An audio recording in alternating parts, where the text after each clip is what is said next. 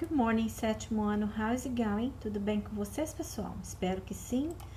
Essa semana vamos dar início aí à 17ª semana de aulas remotas da Escola Educar e vamos aproveitar que é a semana anterior à prova de vocês, né? A prova intermediária da segunda etapa, e a gente vai então rever aí os principais pontos gramaticais estudados até aqui, tá? E que serão cobrados na prova. Então, hoje vamos revisar os principais pontos gramaticais e vocabulário para prepará-los para a avaliação intermediária da segunda etapa do ano letivo de 2020. Simple Past com when clauses. A when clause só faz sentido quando acompanhada por outra oração, né? Como a gente já viu antes. E nesse caso, nós estamos estudando as when clauses com sentenças de passado simples. Connectors and sequencers, que são uma série de palavras que utilizamos para dar uma sequência aos acontecimentos quando contamos algo para alguém, né? Unindo as frases, tá? A gente já viu isso aí na última videoaula, né? Videoaula não, na última aula do Google Meet, tá? Então, vamos ver as time clauses aí. Esse exemplo aí, gente, eu não usei passado simples, eu usei passado contínuo, tá? Mas para vocês verem que não muda nada, tá bom? A estrutura e na verdade, a ordem da time clause não muda nada, tá? Então, eu posso fazer uma time clause com while ou when, que são essas duas palavrinhas aqui de cima. Deixa eu pegar meu apontador. While significa enquanto, ou então when, quando, tá? E ela pode vir tanto no começo da sentença, quanto no final, tá? Então, aqui tem uma plaquinha, como se fosse um restaurantezinho, né? Um café, como eles dizem. E aí, eu tenho duas frases lá. They were having coffee when the thief snatched the briefcase. Ou então, eu posso inverter. When the thief snatched the briefcase, they were having coffee. It doesn't matter the sequence. Não importa a sequência, tá? A única coisa que vai importar aqui de verdade é o uso da vírgula, que é o que a gente chama de comma, que tá escrito aqui, ó. Tá vendo? Que aponta para cá, ó. Então, quando eu tenho uma oração em primeiro plano, né? No primeiro lugar da sentença, e ela começa com uma time clause, um when, por exemplo, eu tenho que separar as duas orações com vírgula. Se ela vier no segundo lugar, na segunda posição da sentença, eu não preciso separar com vírgula, tá? Nós falamos isso bem marcadamente na última aula do Google Meet, quando eu disse para vocês, inclusive, que no inglês a gente quase não usa vírgula, né? E quando a gente usa é porque realmente é importante, tá? Então, atenção aí para o uso da vírgula quando a posição da when clause se encontra em primeiro lugar na sentença. Então, eu tenho a tradução aí, ó.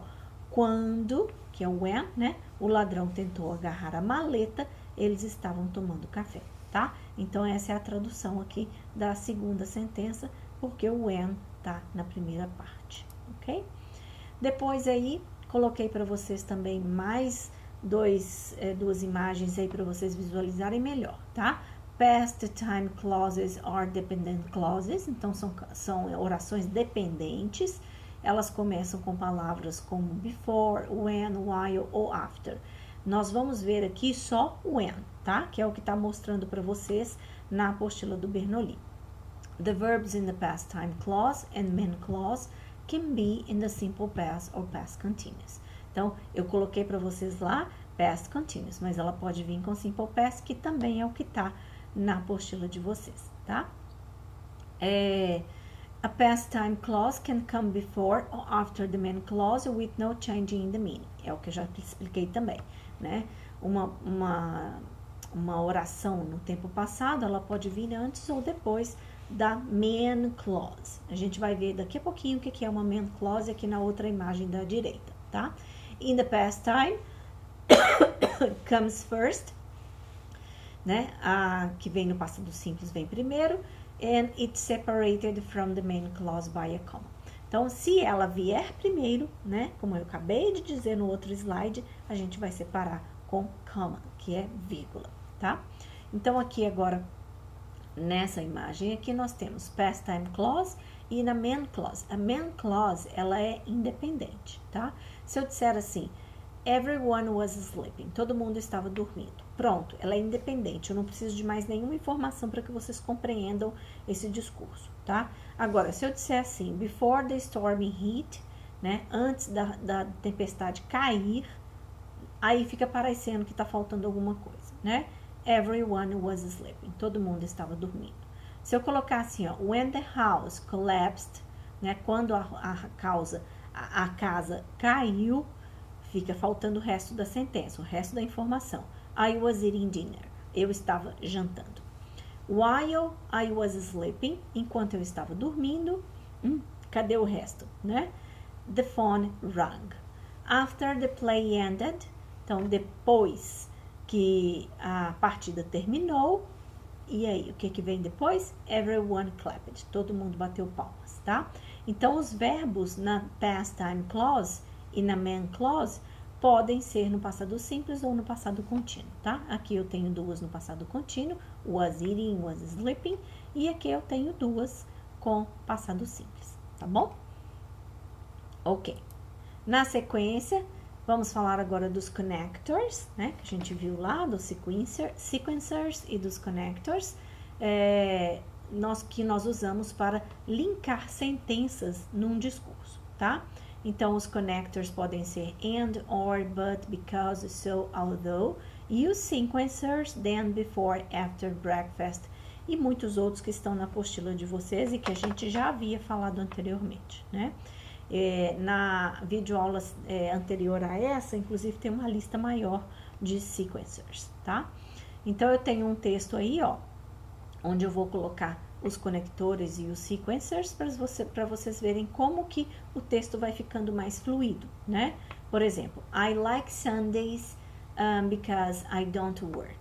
Então, eu gosto de domingos porque eu não trabalho. I wake up at 8:30, but I get up at 10. Então, esse texto aí é o mesmo texto que eu usei na videoaula passada, tá? Mostrando para vocês como que ele funcionava sem os conectores e sem os sequenciadores e depois montando ele todo com os sequenciadores e os conectores, como ele está aí. Só que agora ele está em forma de imagem para vocês, tá bom? Então, vamos lembrar que os conectores são muito importantes para tornar um texto fluido e mais compreensível, tá? Aprenda a usar praticando a escrever pequenos parágrafos. Então, toda vez que vocês forem escrever parágrafos que eu pedi para vocês, ou que vocês quiserem escrever nos trabalhos que a gente for fazendo, usem os conectores e os sequencers, tá bom? Então, é isso, pessoal. Esses são os tópicos principais que vão cair, né? Os tópicos gramaticais principais que vão cair na prova intermediária de vocês, dessa segunda etapa. Fora isso, são textos que vocês vão ter que ler, interpretar e responder as perguntas, tá? Então, não se esqueça de realizar todas as atividades da semana, assim você mantém os estudos em dia e consegue fazer uma ótima prova. Se quiser, deixe um comentário abaixo deste vídeo. E eu deixei o idioma da semana bem intencional. Fingers crossed, it's gonna happen. Tô torcendo, vai dar tudo certo, ok? See you again.